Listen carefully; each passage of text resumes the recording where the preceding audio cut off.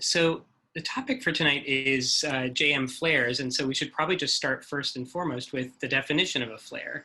So what is a flare is actually, it turns out, a surprisingly complex question for which we don't have a standardized definition when you look in juvenile myositis research studies. Here I have quotes from one survey done among researchers in pediatric lupus asking researchers who spend a lot of their time studying lupus flares, what do you think is a flare? And this was the definition that was proposed. A flare is a measurable increase in disease activity in one or more organ systems involving new or worse clinical signs and symptoms, et cetera, and it must be considered clinically significant by the assessor, and usually there would be at least consideration of a change or an increase in treatment. There's a study of flares in juvenile dermatomyositis, where the definition that was given in the study was that a flare is defined according to the physician's decision to increase, modify, or add steroid therapy or new immunosuppressive agents. So if you think about it, first of all, in that lupus study, there was only about 61% agreement among research experts in using this as a definition of flare. And then in the setting of JDM, this definition is kind of circular. I mean, it basically amounts to a flare is whatever change in the disease that's sufficient to need a change in treatment. But of course, you wouldn't change treatment if you didn't think there was a change in the disease. And so this is just something worth bearing in mind, because when we're going to cite some different studies in a moment, it's worth recognizing that there's not one single definition of flare that's used throughout them. So in regular practice, though, because that last slide was really talking about rigorous definitions of flares that are used in big scientific studies. So in a regular clinical visit, where it's like, say, myself or Dr. Dvergsten and a family with their child, how would we talk about flares in regular practice? So we would look for a few different potential findings if we're worried about a flare. One would be increases or changes in skin disease activity. So that might be rashes either getting worse or coming back when they once had disappeared. A lot of you might be familiar with the nail fold capillary changes that are seen, especially in dermatomyositis. So that's when we look either just with our naked eye or under magnification at the cuticles and see changes in the small blood vessels there. If that's worsening over time, that could suggest a flare. Another finding would be changes in weakness or deconditioning, which is another term for, excuse me, kind of lack of physical fitness due to medical illness. So a lot of us use standardized strength exams like the Childhood Myositis Assessment Scale or CMAS to try and really quantify how strong kids are. And if we see that their strength is kind of slipping a bit over time, that could be concerning for a flare. And often if that's happening, parents or kids will be telling us that they're noticing weakness or fatigue that wasn't once an issue. We do check a variety of different blood tests. So most of us are familiar with the different muscle enzymes like CK or LDH or aldolase, AST and ALT. Some other tests that are used sometimes are von Willebrand factor antigen. This is a blood test that helps us look at what's called vasculopathy, meaning disease of small blood vessels, because that's a hallmark finding of JDM in particular. And the neopterin is a test that tells us whether certain immune cells called macrophages or monocytes, if those are really active. And sometimes that's a hint that this myositis is starting to activate again. And then sometimes you might have a situation where you've got a kid in the office who's saying they're feeling a little tired. Maybe they're a little more pink or a little bit reddish in some areas that would be suspicious for a JDM flare, but not enough that you're totally sure. And their muscle enzymes in other labs might actually be normal, but you're still wondering if that kid might have a flare. And sometimes in situations like that, MRI can be used to look for inflammation of the muscles that could, again, suggest a flare. So the challenge, as you can see with diagnosing flares, is there's not like a perfect way to be sure in every single situation with just a single test or single piece of information whether someone is flaring. You kind of have to look at the whole picture.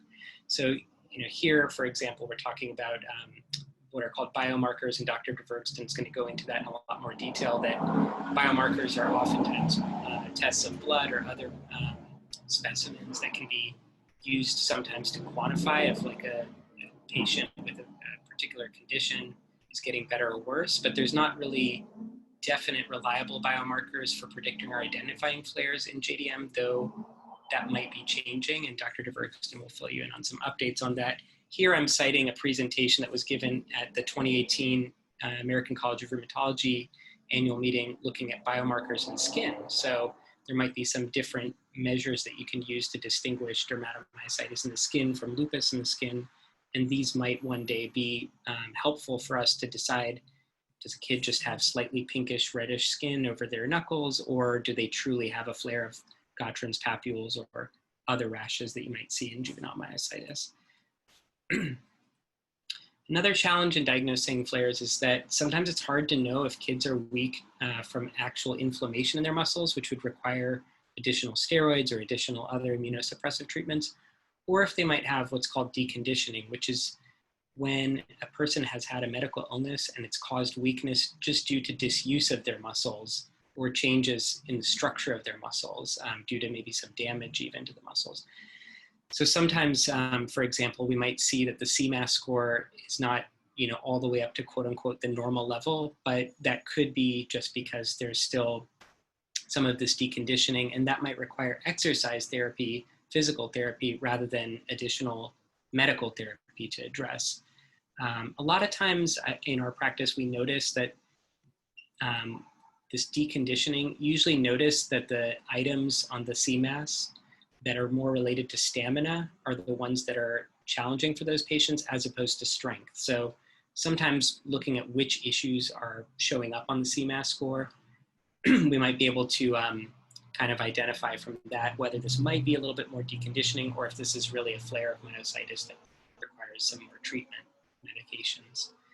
And then calcinosis, for those kids or young people who have experienced calcinosis, it can be tricky to know if calcinosis is flaring or not. But a lot of times the key findings there would be if patients are developing new spots of calcinosis that weren't there before, or if the old areas of calcinosis are enlarging or becoming red, warm, and painful.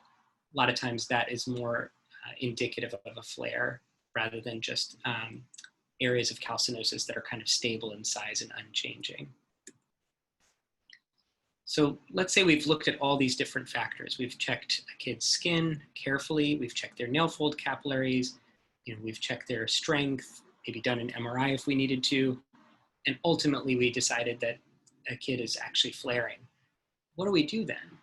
Well, the answer is it really depends, because there are a variety of types of flares. So for example, some kids might have predominantly a flare of the muscle disease. They might get weakness and muscle aches. Another kid might get a skin flare, so predominantly their rash is flaring up. And other kids might have both muscle and skin flaring. Rarely, there might be kids who have other organs involved. Some kids with involvement of their GI tract, particularly their intestines. Some kids who may develop lung disease or heart disease as well, though thankfully that's much less common. And so we have to think about like what organs are involved, and then we have to think about the severity of the findings. In general, flares tend to be milder than the initial onset of JDM, but that's not a hard and fast rule either. There are some people whose flares can be more severe, so we have to take that into account so that we don't over or undertreat kids who are flaring. And then the lab results, we take that into account. Normal labs don't totally rule out a flare, but if you see that labs are abnormal, that's one thing you can use to kind of decide how intensely to treat and for how long to treat as well. And then the other thing that's worth considering are myositis autoantibodies. So these are blood markers that are often found in kids with myositis. And these markers oftentimes can give us hints about which kids might have a more chronic course where it takes more medication and a longer course of medication to really treat their JDM flares, or kids who might have antibodies that suggest they have forms of myositis besides JDM, for example, polymyositis or necrotizing myopathy. These different results can inform, what medications we choose, how intense our treatment should be, and how long it should go on for. But there is still some more study needed to really work some of the details out on that.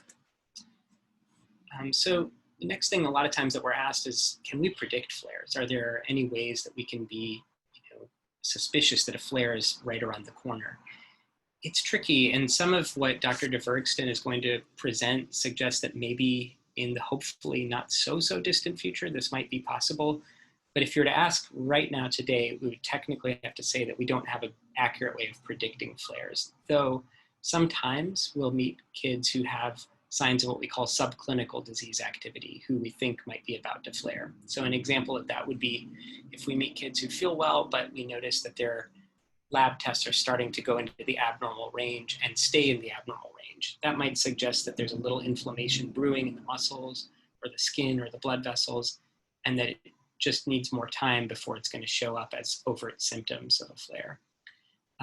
Some folks ask, are there risk factors for flares? And the main risk factor that's really well established in scientific studies of juvenile myositis would be ultraviolet light exposure. So this is why a lot of times at our visits, a big theme is really being good about protecting oneself from the sun, using sunscreen, long sleeve clothes, hats, etc. Because we know that a lot of kids with myositis, they are sensitive to the sun, and if they have had a big sun exposure, their odds of having a JDM flare go up. There was actually a study that I was a part of that also looked at admissions to hospitals for JDM, and we found that rates of admission were lowest in the winter, but highest in the summer. And that was a national study of kids in the United States over a 10-year period. So that seasonality suggests that sun exposure is one of the risk factors. There was an online survey of juvenile dermatomyositis and adult dermatomyositis patients done that found some findings that are very, very preliminary and I think need to be worked out a little bit more because this survey wasn't able to access medical records for these patients. But there was an interesting finding that maybe right before flares that patients, both kids and adults with dermatomyositis, were using NSAID medicines like ibuprofen more. This makes me wonder, I mean, it doesn't mean that the medication triggered a flare, but it makes me wonder if maybe there were some subtle aches and pains that might have been early signs of flare. So we should look into that, like if there preceding pain and fatigue that might be indicative that a flare is on the way. And then there were some other possible preceding factors like urinary tract infections, gastrointestinal viral illnesses, certain medications, interestingly moving to a new house, but in some subsequent models, those didn't end up staying significant. So it's not clear that those are actually predictors of a flare. So ultimately what we can say for sure is that ultraviolet light is a key factor that can be associated with a flare, but there's still a lot more that we need to be studying in our environment. And this was just something interesting that was presented about maybe 2 years ago, I want to say, at one of the American College of Rheumatology meetings, that there were a couple of adults who had taken this weight loss supplement called isoline. That's just an herbal supplement, so you'd think it's natural, it shouldn't cause any problems. And in fact, these people either developed dermatomyositis soon after starting the supplement or flared. And so this seemed really interesting that a couple cases all happened in a short period of time. So Dr. Worth, who's at University of Pennsylvania, actually bought this supplement and exposed cells in a lab, cells of people with dermatomyositis in a lab to this supplement, and found that in fact it does stimulate the immune system in a way that probably does predispose to either the onset of dermatomyositis or flares. So this is an important thing to know, that not everything that is quote unquote natural is necessarily okay to take. And if you have questions about that, that should definitely be something to bring up with your doctor. So then the other thing that we wonder about sometimes is how long are people with JDM at risk for flares? Is this something that kids can outgrow completely and maybe we never have to worry about flares again? So it's a really good question because it's thought, according to a lot of studies, that some kids with juvenile dermatomyositis in particular might have what you call monocyclic disease, meaning they just have JDM one time, you treat them, get them all the way into remission, get them off their medications, and maybe they never have JDM symptoms again. So that's thought to be the case for some kids, but it's worth remembering that we don't have a lot of studies that look at kids with juvenile dermatomyositis or other forms of myositis for many decades out into their life. And so you always have to wonder how many of those kids who appear to have monocyclic disease truly never experience JDM again, and how many might flare far into the future. And here I have just the abstract from an article. It was an interesting case report from 2013 where a 62-year-old woman had a flare of dermatomyositis. She had JDM, so she developed dermatomyositis as a kid, but she had a flare about 50 years after her last flare. And so it really indicates that, you know, even for people who have long periods of remission off medications, it's not clear that there's ever a time where we can say you never need to see her rheumatologist again. It's probably worth maintaining that relationship even during periods of wellness. So what can we do to prevent flares? Early intensive treatment approach might lead to longer medication-free remission. So we try really hard to get kids who have JDM into remission as soon after diagnosis as possible, and try to get treatment started as soon as possible after symptoms start, because that is associated with a better ability to get myositis totally under control and get off of medication successfully, though it can take a long time. And then, as I mentioned, sun protection is really the key thing that you can do in day-to-day life to minimize the chance of flares. So I know a lot of the families that I meet are pretty savvy about using like the Environmental Protection Agency's Sunwise UVA Index app, which is a good one for tracking ultraviolet light outside. There are some wearable devices that apparently measure ultraviolet light, but I looked into these when one of the parents of one of my patients mentioned them, and unfortunately, when I looked into them, realized that they're not that reliable yet. But it would be interesting if one day we could have like wearable devices that would tell us if the UV index is too high and we should go back inside, or, you know, or if it's safe to go outside. And then, you know, folks ask what happens to kids with JM who do actually flare? Like, what's the outcome of that? And there's actually not a lot of studies on this topic, but there is one really big study through a research consortium called PRINTO. This is a huge international organization devoted to pediatric rheumatology research. And they did this study across many different countries in Europe and beyond. So what they ultimately found, sorry, it's a little loud in the street next to me, but what they ultimately found is that, one piece of good news is that in general, most flares are going to be less intense than the initial presentation of juvenile myositis. So again, not always the case, but on average, a flare is not as bad as the first time around when JDM first presents itself. Next thing that they found, thankfully, is that both kids with new onset juvenile myositis and kids who flare with an established diagnosis of myositis, they tend to improve over time. So our treatments aren't perfect, and everyone on this call can agree to that, but at least for most people, there's at least some improvement that can happen, or even sometimes dramatic improvement. The improvements were less dramatic in kids who are flaring, but that might be because they weren't as sick to begin with. And so you wouldn't see, if there's only a little bit of inflammation, you wouldn't see a dramatic change in symptoms because the symptoms are milder to start. And the biggest improvements tended to happen in the first 6 months, although they noticed that if you track how kids are doing out to 12 months after a flare, there were still some improvements noticed. And those improvements weren't just lab tests or strength tests or things that you notice in a doctor's visit. They were also in regards to well-being and quality of life surveys. So that's really important to recognize that life itself gets better over time. Also, by 6 months, most kids who were flaring had a normal or near normal CMAS, so their strength was really getting a lot better. Disease activity score, which tracks both strength and skin disease, improved over the first 6 months. And those improvements were durable. So if you looked 24 months out, the improvements were still maintained, which is great news.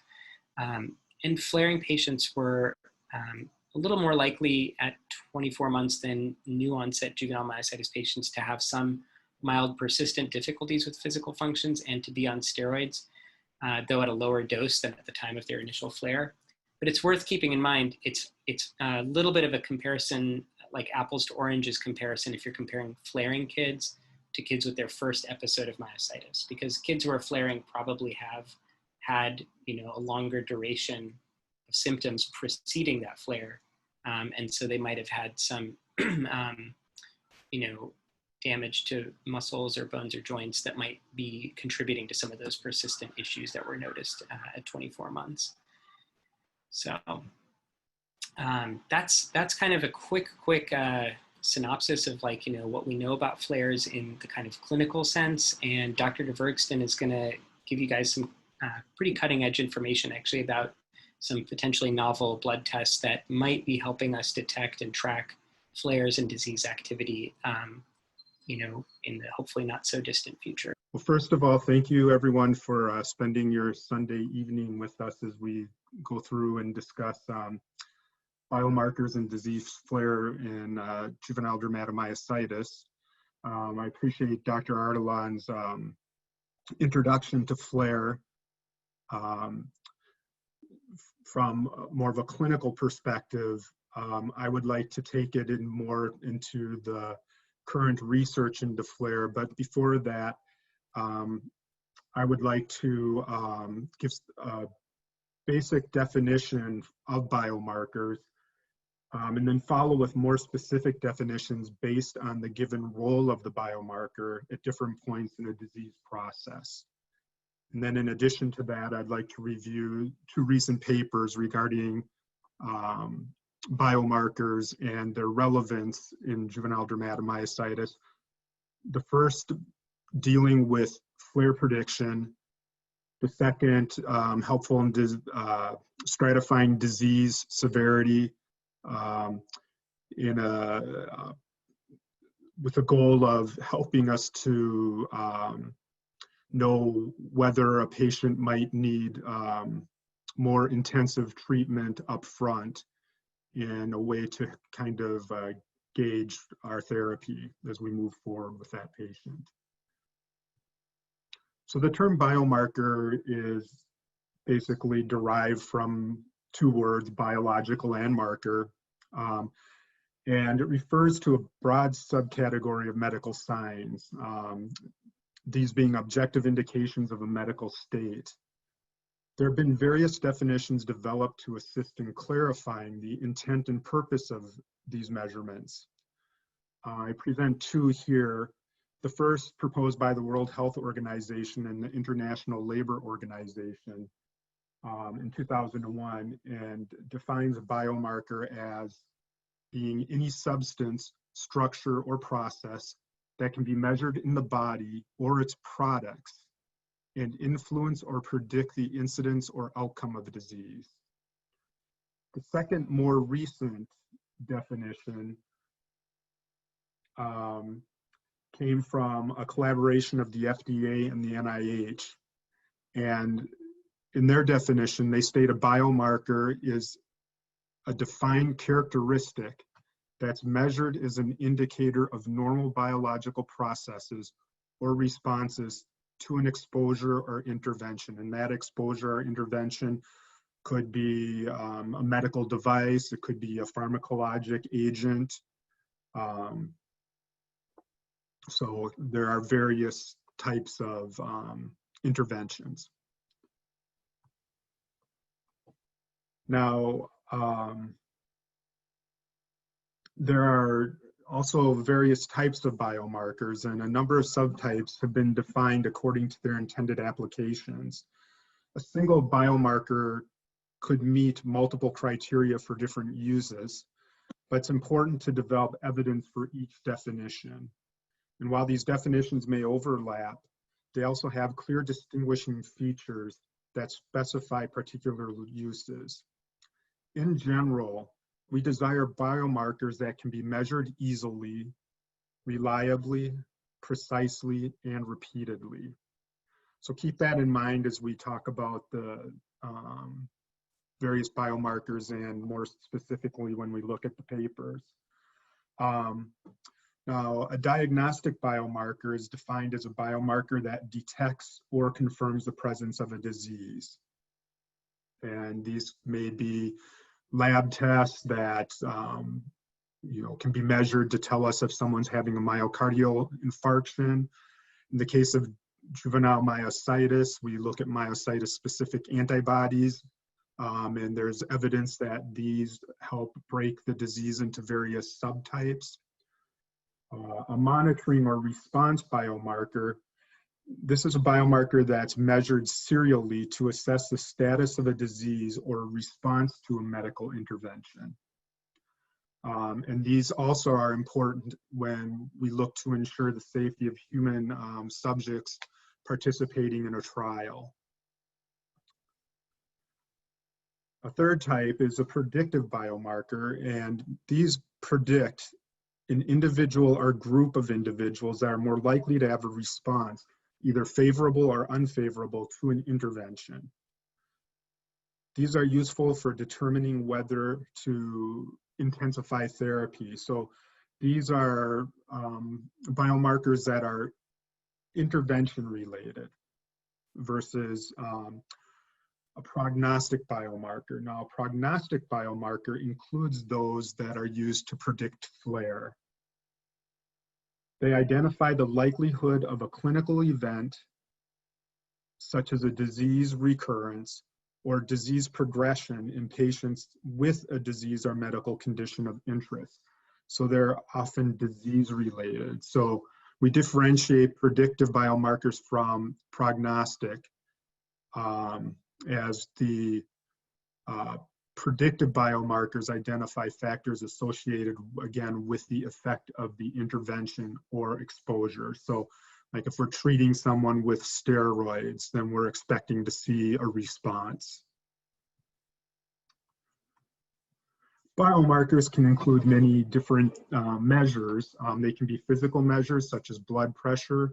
Dr. Ardalan mentioned capillary envelopes. Those are something that we can measure and that may have some relevance in predicting disease severity, maybe disease course.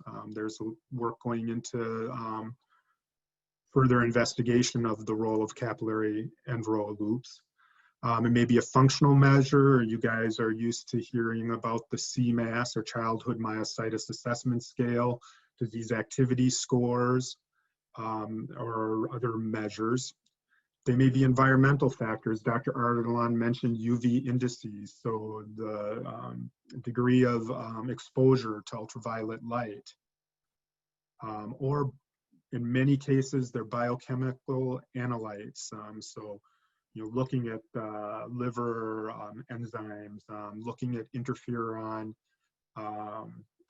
more the downstream effects of the interferon, which we'll discuss a little bit in the papers, or metabolic intermediaries such as amino acids, fatty acids. So there are very many different kinds of biomarkers, and very many things can fulfill that role.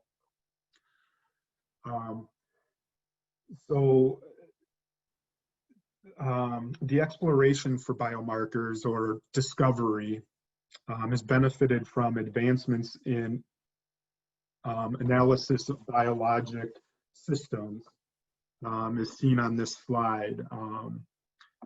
So utilizing these methods of analyzing the constituent parts of a biologic system, so what we call omics. So as you see here, there are various types of omics based on what we're measuring. These allow us to gain an appreciation for a biological phenotype that is, in its ultimate iteration, it may allow for personalized treatment of a disease process.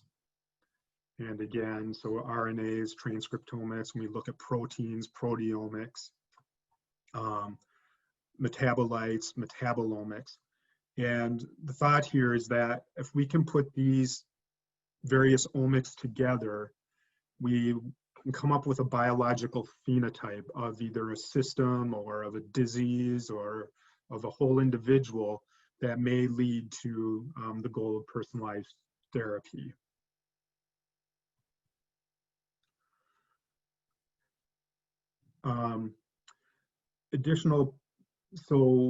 Other things that have helped us as far as advances in analysis of biologic systems include the coevolution of mathematical and computational techniques that allow us to analyze large amounts of data, either by generating it through the types of computers that are analyzing the samples, or the hardware that goes into these analyzers. So they rely on machine learning, on advances in numerical mathematics, advances in bioinformatics. Additionally, we are coming to rely more and more on biorepositories and collaborations. And these are very important when we're researching a rare disease such as juvenile myositis.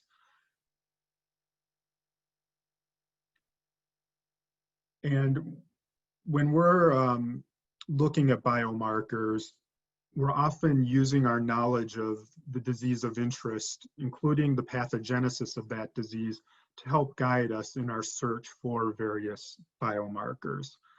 And this can lead to the greater understanding of the disease, including its pathogenesis, especially when we look at novel biomarkers. In juvenile dermatomyositis, we know that it's a vasculopathy with endothelial cell activation and dysfunction. It's also been well described that as an interferonopathy with type 1 interferon responses that lead to inflammatory responses. And we can also look at the intermediates that are involved in inflammation, and we'll get a little more into that moving forward. There are additional points regarding biomarkers, including some facts to remember. One of the serious errors in evaluating biomarkers is the assumption that a correlation between the measured level of a biomarker and a clinical outcome means that the biomarker constitutes a valid surrogate, and that's not always the case. The biomarker itself must explain the change in a certain outcome, not just be correlated with the outcome.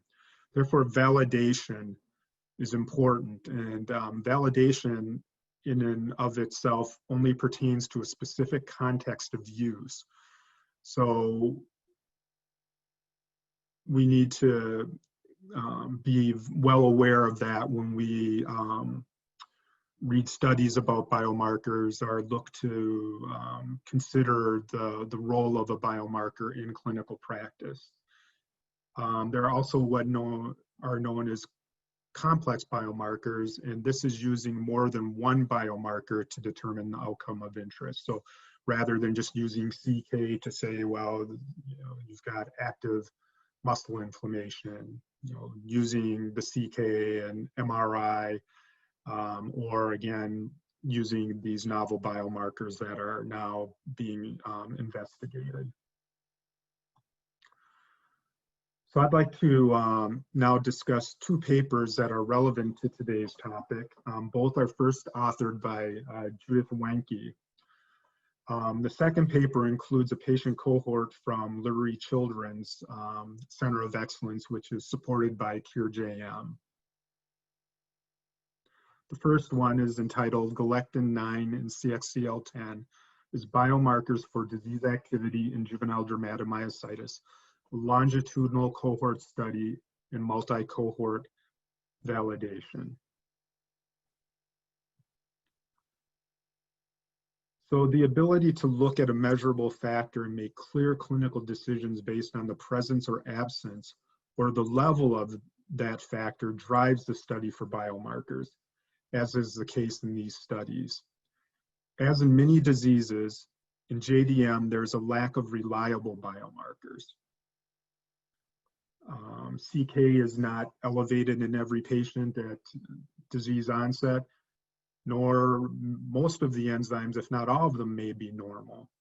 So there are other factors that we need to identify.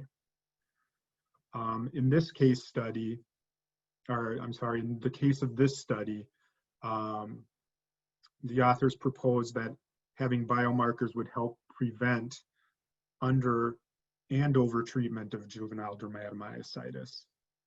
Biomarkers would also serve to decrease the incidence of flare of disease including the morbidity that could be associated with that flare if it's not treated early, or the morbidity associated with the medications itself if, you know, the patient is already doing well, but we continue with longer courses of steroids than we may need. The objectives of this study include a validation of findings from their discovery cohort, where they found that galectin-9 and CXCL10, both which are mediators that are elevated with interferon elevation and thought to be having downstream effects based on the elevated interferon, that these are biomarkers of disease activity in JDM. They also want to assess the specificity and potency of these in predicting flares in JDM.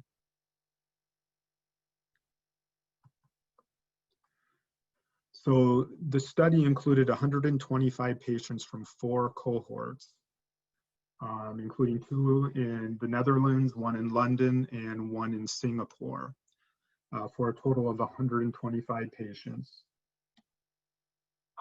This included 2 large validation cohorts, one from the Netherlands and the other from London.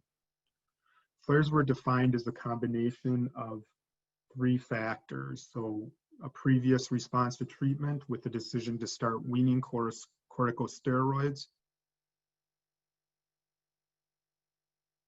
worsening of at least one of 3 clinical scores, or the decision to start new immunosuppressive medication or increase the current dose of medication.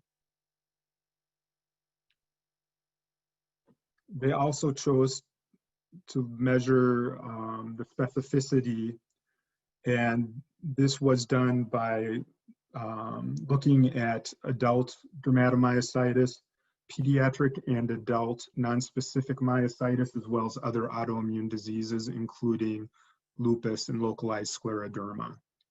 And that cohort had a total of 111 subjects. So Weinke and her colleagues were able to validate galectin-9 and CXCL10 as biomarkers.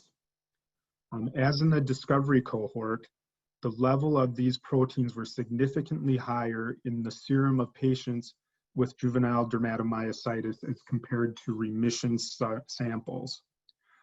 They were also able to validate disease specificity as the levels were elevated in patients with dermatomyositis, patients with nonspecific myositis, and patients with eosinophilic fasciitis. In lupus and localized scleroderma, there was no significant difference between the values at diagnosis and at flare. They also evaluated the role of these biomarkers as predictors of flare, looking at flare prediction in 3 groups.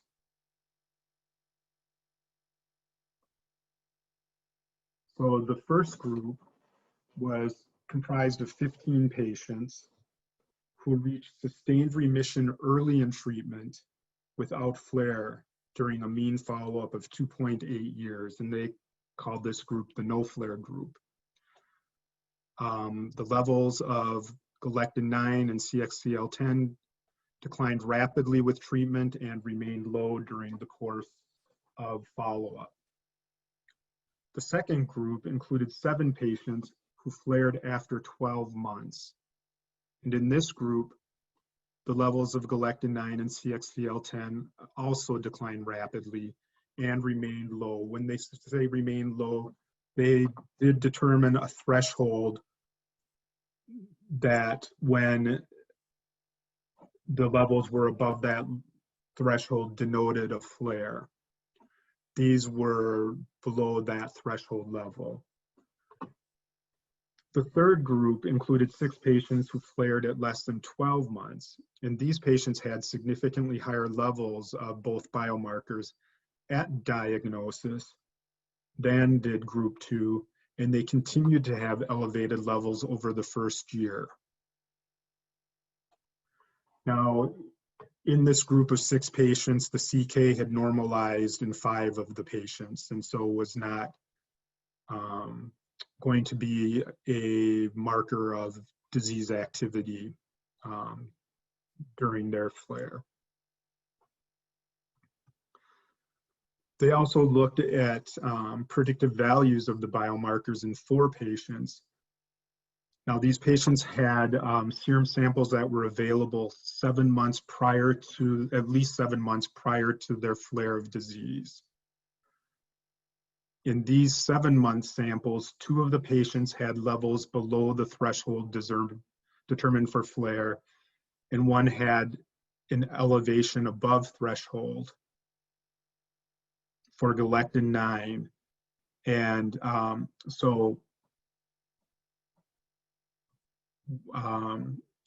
at 6 months, 1 of the patients had an elevated level of galectin-9, and at 3 months prior to flare, another patient had an elevation of CXCL10 prior to flare.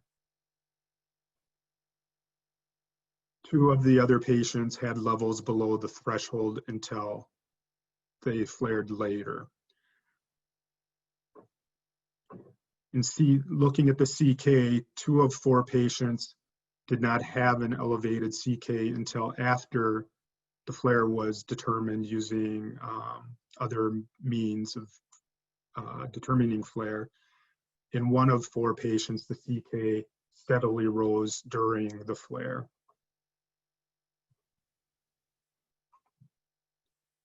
Based on the results of this validation study, the authors concluded that these biomarkers are validated as strong and sensitive biomarkers for disease activity in JDM, looking at 3 independent cross-sectional cohorts. They also found that the levels discriminated between patients with active disease and those in remission. And when looking at specificity for muscle disease, inflammatory muscle disease, they found that it was fairly specific, as it was also elevated in adult dermatomyositis and in pediatric patients with non-specific myopathy. They found that continuously elevated or rising biomarker levels may be indicative of a flare months before other evidence of flare. And they also found that these were reliable measurements, reproducible measurements, and that this was samples obtained by minimally invasive measures by a blood draw, in that their biomarkers outperformed CK.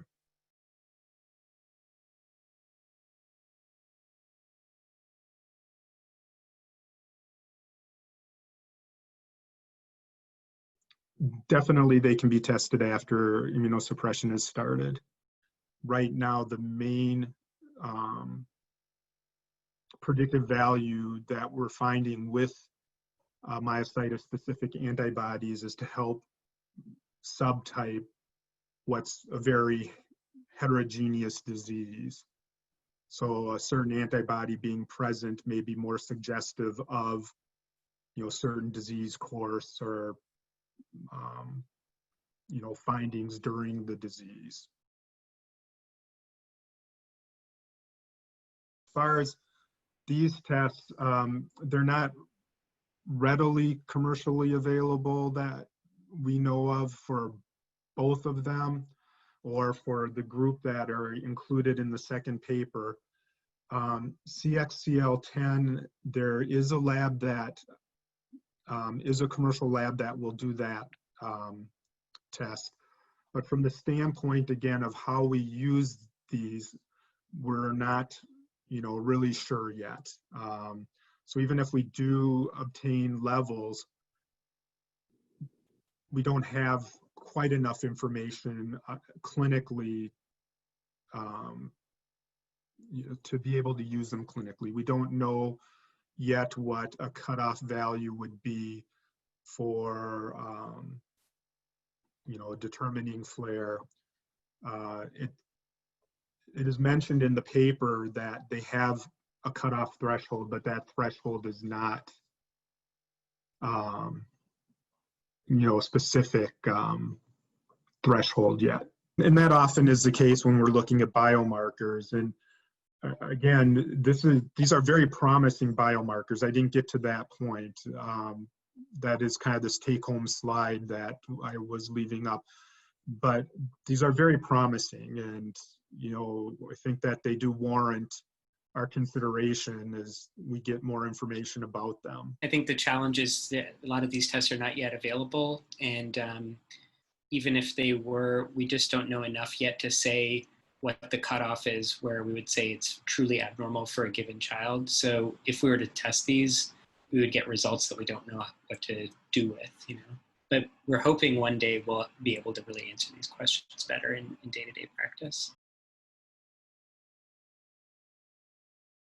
So there are actually a couple of studies in adults in juvenile dermatomyositis on creatine because it was thought that maybe creatine could help with rebuilding muscle. So you guys remember that I was talking about deconditioning, which is where after muscles have experienced inflammation, they get changed basically.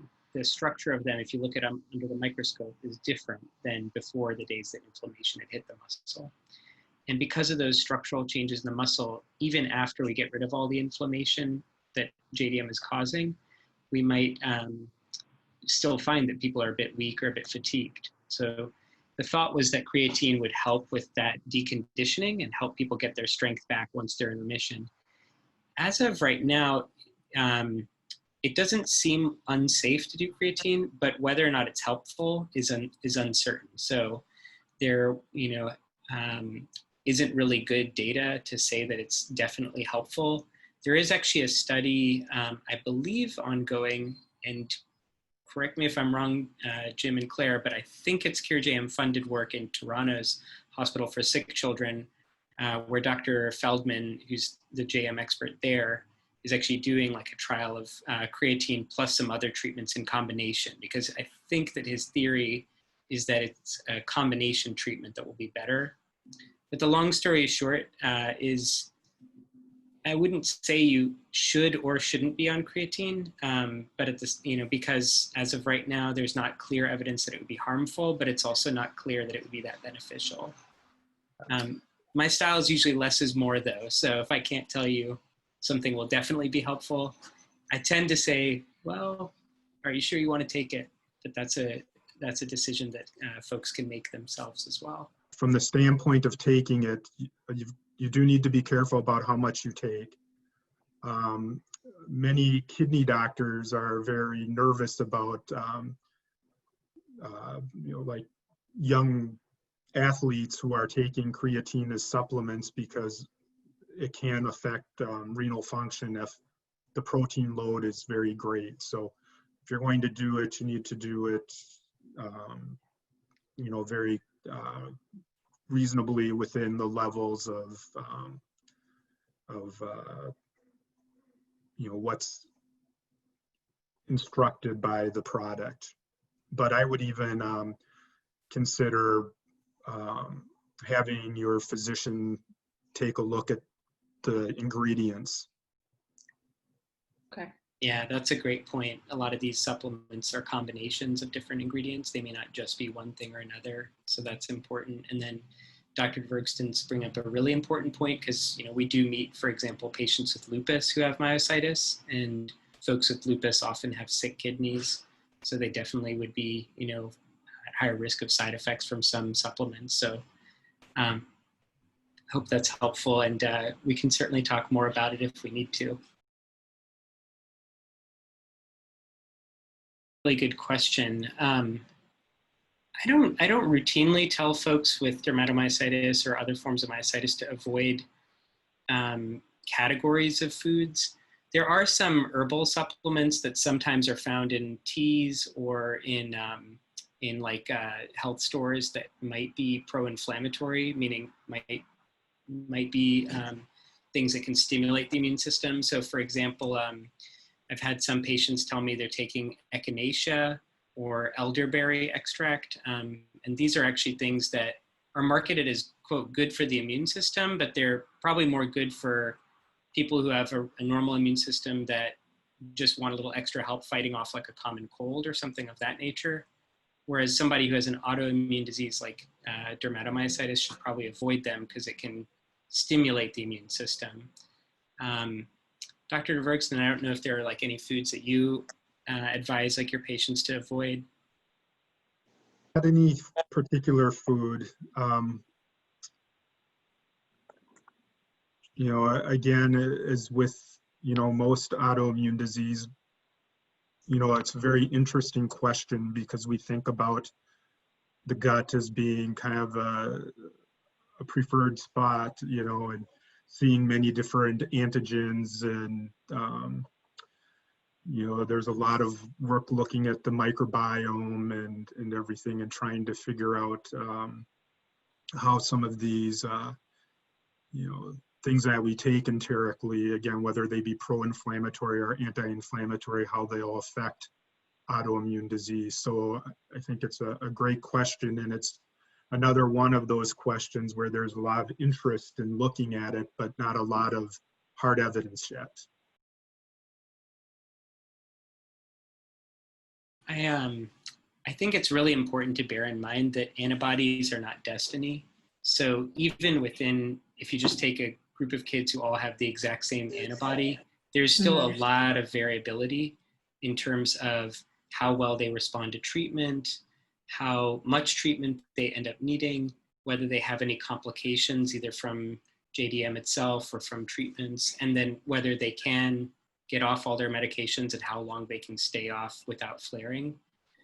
So there's a lot of research being done right now to see why is it that even within groups of kids who have the same antibody, there's a lot of variability.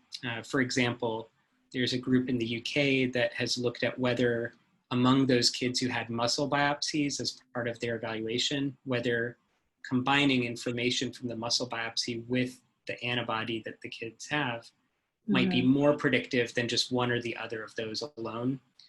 And, you know, Dr. Dvergsten, you know, also was presenting on these biomarkers, and, you know, every set of biomarkers that we look at may have distinct information to provide. So I don't think I would have any particular expectation just based on the antibody. I think more so what we try to do is be mindful of the fact that certain antibodies could suggest certain outcomes. No, I just agree. I don't take any of these as, you know, predictors of, as Dr. Ardalan put it, destiny. And I don't think that, you know, you should feel that because something is present or absent, it means anything absolutely, because in this disease, we found that it doesn't.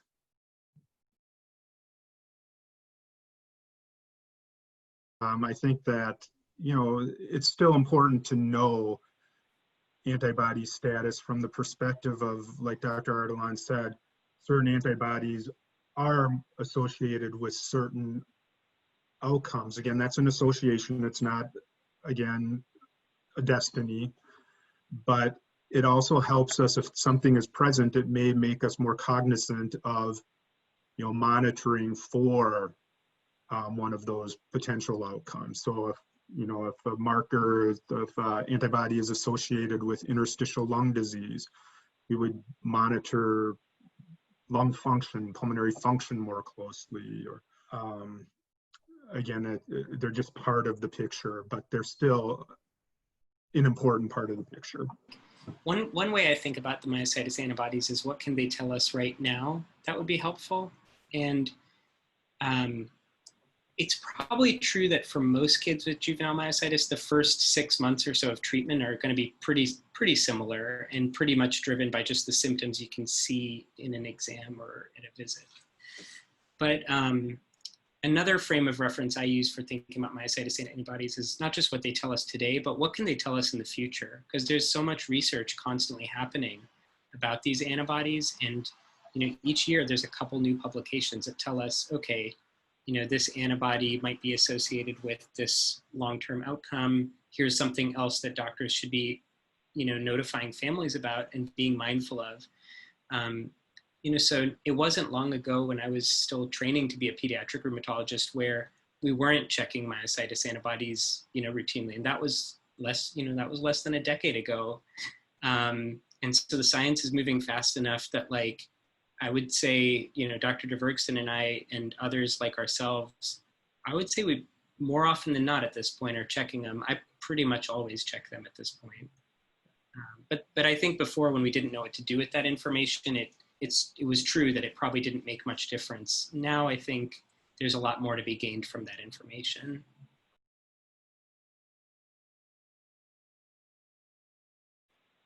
It's a good question, and that's the other important point when we look at these biomarkers is what's happening perhaps locally in the muscle versus what we're picking up in the serum. Does that represent purely what's going on in the muscle? Is this representing some other organ contribution to a various biomarker? But I haven't, talked to any of the authors specifically about that to know if they're going to be looking at other tissue. But it's very interesting, and when we can, we do try to look at both muscle, skin, if we have biopsy samples, as well as serum. As it was mentioned, the goal is to try to make these tests as non-invasive as possible when we are looking at biomarkers. But from a research perspective, it is good to know how they correlate with what's going on in the muscle, and so if it's available, definitely it's it's something that should be considered. When we don't know about specific therapeutics outside of what we're using for treatment as to whether they could trigger a flare.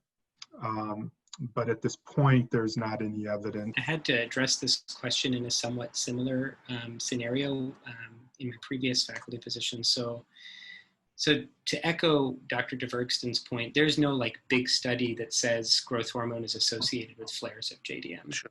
So this is in a way good news, because growth hormone is used pretty broadly.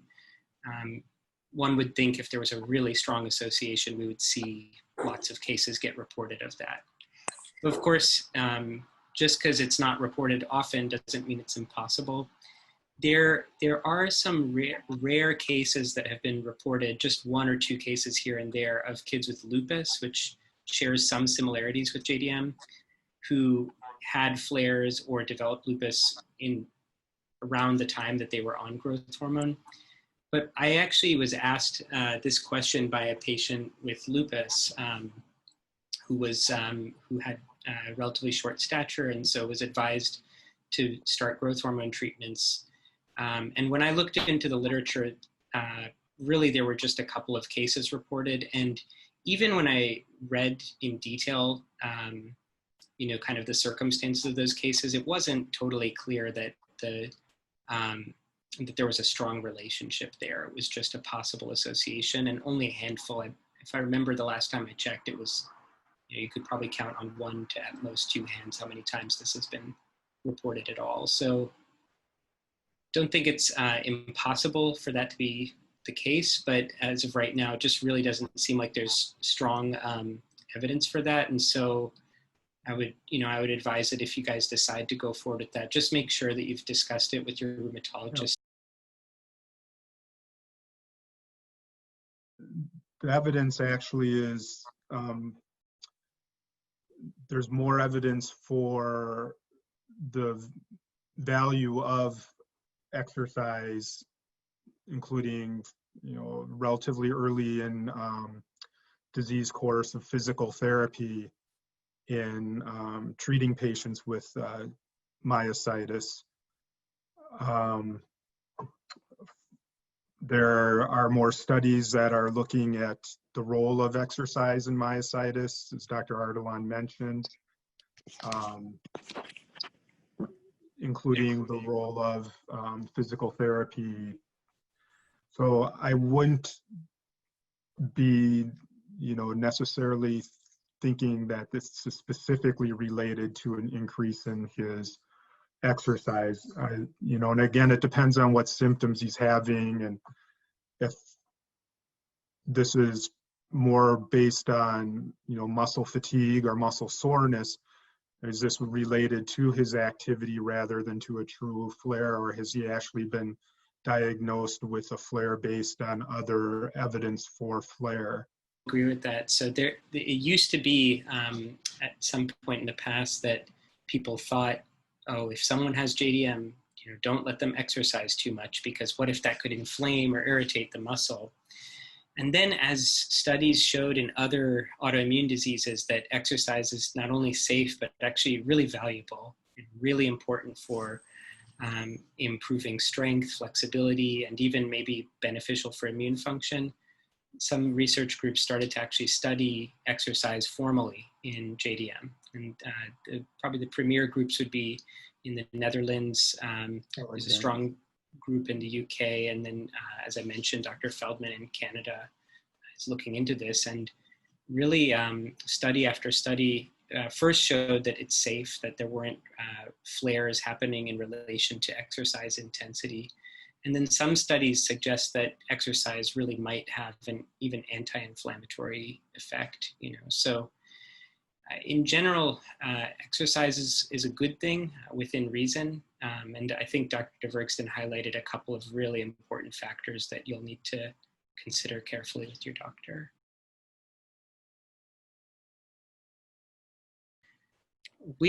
I don't think there's really a time where we would say for our patients to kind of spend years out of our site. Now that could just be, as pediatricians, we might be more cautious. Maybe it's just in our nature to keep a closer eye on our patients because they're young and we would feel that they would benefit from some additional attention.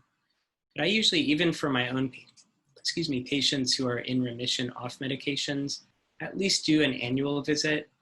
And I kind of frame it as this is sort of like your rheumatology checkup. Like you've got your general doctor's checkup visit that you do annually, and this is like your rheumatology checkup. And I usually do labs at that time. That being said, it's so hard to predict when a flare will happen. And I'll let Dr. Dvergsten comment more on like labs and biomarkers, but right now the blood tests we have, they're not foolproof, and they probably don't do a great job of predicting most flares. So, I think from my standpoint, the thing that might be most valuable is just having a little more contact with the doctors who monitored, juvenile onset dermatomyositis, because they will examine you carefully. They'll listen, hopefully very carefully, to what you're experiencing in your life. And if they're hearing things like you're more fatigued, or you just look a little rashier that day or something like that, it might prompt them to watch you even a little more closely and pick up the flares a little sooner than otherwise would happen if you're just sort of asked to come in when you feel unwell. It's not an unusual thing sometimes in autoimmune disease, and then in another, category of rheumatologic disease, autoinflammatory disease, as patients get older, they may experience a change in their symptoms. And with dermatomyositis, like Dr. Ardalan said, we don't really have good data, what happens to pediatric patients that have done well are doing well and then go off into the adult world, there's not that longitudinal information that we would really desire to have, and that we're hoping to do now with some of our registries that are very active in following patients and doing this longitudinally. So in my way of thinking about it, when I see this, I just think of how the immune system may be changing itself as, it itself ages, because we know that immune systems do change as an individual gets older, and whether that has an effect on the type of symptoms you're seeing. The only other thing I wanted to add is if you and your rheumatologist know your myositis antibody, that might be one more piece of information that can be informative in terms of thinking about your likelihood of flaring, and that might be one other piece of information that helps you guys as you discuss, like, is annual follow-up going to feel right, or would you want even more frequent follow-up? When we're talking about the disease being a disease that's very different in some individuals than other individuals, so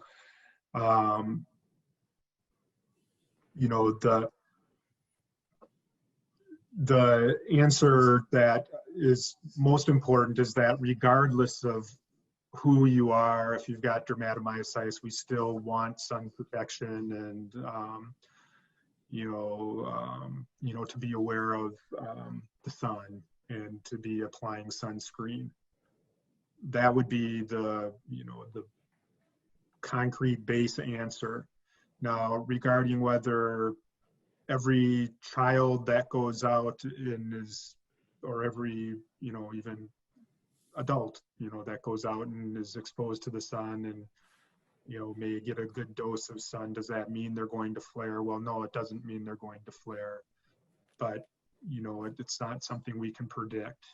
And some individuals would be different than other individuals, and there's probably some, again, predisposition to that, but just as a base recommendation and being careful, I don't think any rheumatologist, or especially one that's taking care of dermatomyositis or lupus, would tell an individual not to go without sun protection. So one of the things that I've been involved with over the years is collaboration with dermatology researchers who do a lot of research on sun-sensitive conditions, including JDM and lupus. And one of the working groups that I've been part of has also looked at what are some of the best practices. So there's a couple questions you're asking. The first is, do we know like a cutoff for what's the right UV index, and above that we can't go outside and below that we can? We really don't have a cutoff. There's not like a clear number that we can give you to say you have to rush indoors. And the truth of the matter is, it probably is a little different for every kid, because there is some research suggesting that maybe some kids with some antibodies might be a little more sun sensitive than others, though it's still early days with that and we can't hang our hat on it. So we just recommend that all kids with JDM practice good sun protection. In general, in speaking with colleagues in dermatology, though, who do research on sun protection, a couple of the things that they tend to recommend, one would be trying to minimize being in the sun between roughly 10 a.m. to 2 p.m., or some people even say 10 a.m. to 4 p.m., depending on what latitude you live at, just because those will be the sunniest hours. Remembering that just because it's a cloudy or rainy day doesn't protect you from ultraviolet light, that the ultraviolet beams of the sun do pierce through clouds and still get to us. So that means we have to wear sunscreen whenever we're outside, whether it's a cloudy day or a sunny day. And then in terms of the sunscreen to wear, it should be at least SPF 30 or greater. And ideally, the best active ingredient would be zinc oxide, because that is not absorbed into the skin. And so you don't have to worry about, any potential long-term effects of it on a child. And it not only prevents absorption of ultraviolet light, it actually reflects off some of the light. So it's sort of protecting you in two ways. The other things to think about, it should be protective against both UVA and UVB light. Those are two different types of ultraviolet beams. Should always make sure that it's water resistant, because a lot of us, if we wear stuff that's not so water resistant, we'll probably sweat it off in the summer months. It should be applied every 80 minutes, because in studies of sunscreen, it actually doesn't last much longer than 80 minutes at a time. And the other thing, one of the other things that a lot of times dermatologists find in studies is that we're probably not using enough sunscreen. So they actually recommend like a golf ball sized amount of sunscreen is what you should be applying, which most of us are doing a fraction of that. And it turns out if you apply too little sunscreen, then even if you have like SPF 100, sunscreen, it's going to behave almost like an SPF 15, because the layer is not thick enough. So we really have to be pretty generous with how much we use. Couple other things that they talk about would be to try and wear longer sleeve clothes or pants if the weather allows it.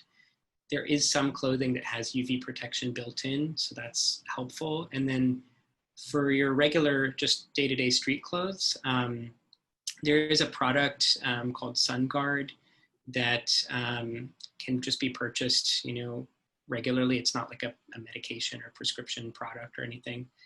And some dermatologists say that that can be helpful. It's basically a product you put in with your laundry, and it applies some sun protection to your street clothes that lasts a couple wash cycles. Those are sort of guidelines. And then, the other thing, as far as indoors, that is, I see where they're coming from. So some fluorescent light bulbs do emit some ultraviolet light, and there's a theoretical concern that some kids might absorb that ultraviolet light indoors and have a JDM flare. I think honestly, like all of these recommendations, when I make them collectively for families, it's pretty overwhelming for even the most like by the book parents, and kids. So I just basically say, I'm telling you kind of the maximum amount of stuff you can do to protect yourself. And I'm telling you that because we don't have a threshold of like minutes outside or UV index level that we can tell you is the safe threshold. So I'm just telling you every which way you can protect yourself or your child. And then you're going to have to find the best way to work as much of that into your life as possible, recognizing none of us, not even us pediatric rheumatologists, are perfect about sun protection. But the more of these individual things we do well, the better our chances are to live without a flare. And even you could do everything by the book and still have a flare. So that was the other thing I always try to share is, like, if a flare happens, that is not a failure. That was not something that we brought upon ourselves. It's just a thing that happens. And, we're not at a stage in our science and in our life where we can reliably say what to do to 100% prevent flares. But this is one thing we know about.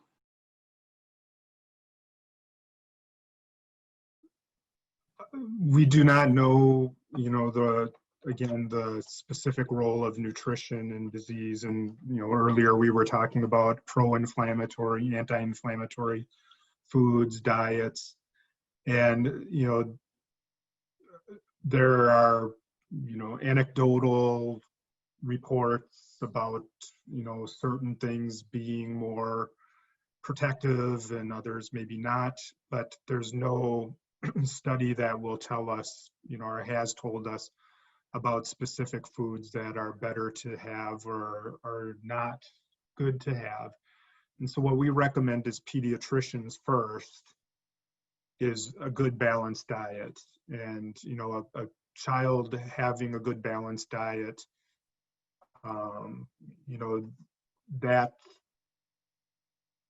is number one. And, the role of a nutritionist, in my opinion, is when, there are things that are absent in the diet for either again, choice reasons. So someone decides that they want to be vegan or, follow a certain diet, then it would be important to get a nutritionist involved just to evaluate the current diet, to make sure that it's not missing anything that could be added. Or if there's, additional issues with, like in dermatomyositis, somebody with, a GI involvement or might not be absorbing well because of disease activity, well, then that would be a situation also. But in an otherwise healthy child, again, plus or minus disease activity and dermatomyositis, a good balanced diet is what you should be striving for. And I don't have any recommendation about specific foods to add or to, take away based just on the immune system. Of course, there are things that, we all would prefer our children don't eat a lot of,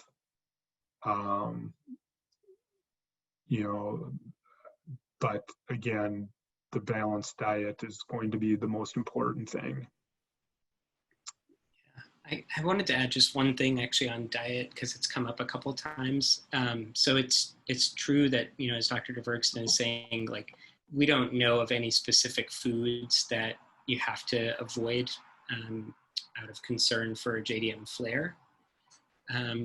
But one thing that is probably still a little underappreciated even amongst rheumatologists is that JDM is associated with a higher rate of cardiovascular disease over the life course. So we know, like, adults with dermatomyositis have more frequent heart attacks, have more frequent strokes, more frequent atherosclerosis.